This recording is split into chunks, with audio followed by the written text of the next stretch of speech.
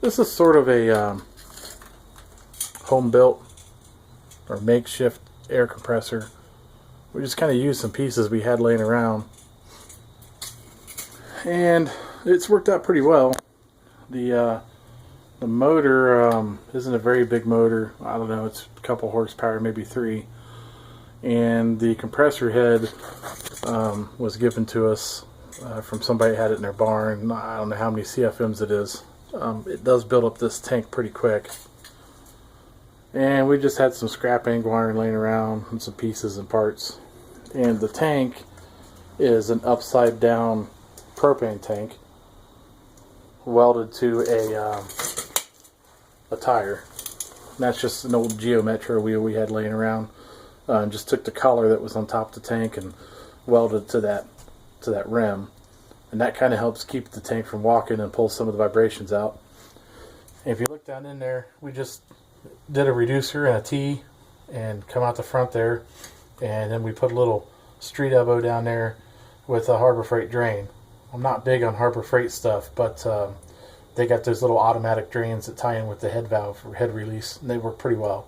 So that's what that is. It keeps the water out of the tank, and that's why we turned the tank upside down, so that there's never any water just laying in the bottom. It gets purged every time the compressor starts and stops.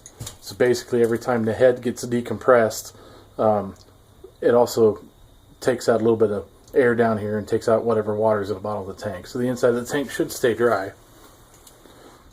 Air compressor tanks are rated a lot more than what we're setting the PSI to. I think we got it set to 120. Kicks on at 90.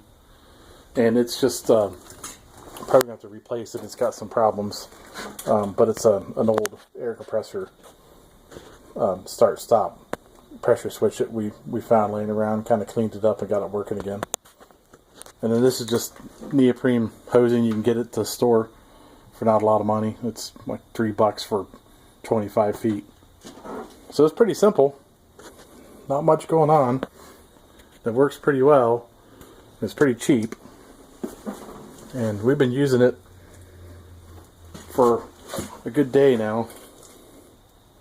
And it was a good answer to what we had. We had a similar setup. It was a 30-gallon that was on its side.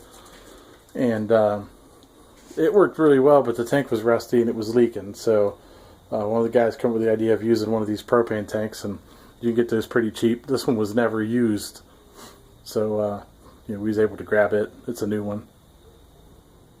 It's a good answer if you need a tank. It's a 100-pound propane tank. I think they're like 27, 28 gallons. So they're not too big, but they're good enough for what we do. We're not doing anything major.